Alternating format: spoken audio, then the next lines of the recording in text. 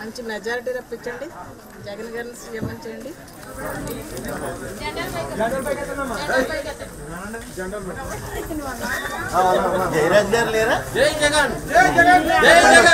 సరే, మంచి పేరు తెచ్చుకోండి అన్నారు. అందులో కూడా అభివృద్ధిలో కూడా ప్రతి ఒక్కరు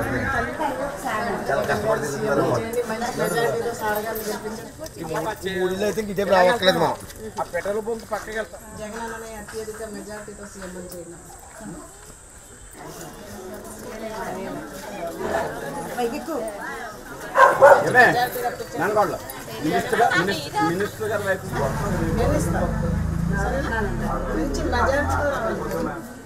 మంచి మెజారిటీతో ఎప్పుడో గెలిచిపోయి ప్రతి ఒక్కరూ మా కుటుంబ సభ్యుల్లాగా కష్టపడుతున్నారు. చాలా మంచి రెస్పాన్స్ ఇస్తున్నారు.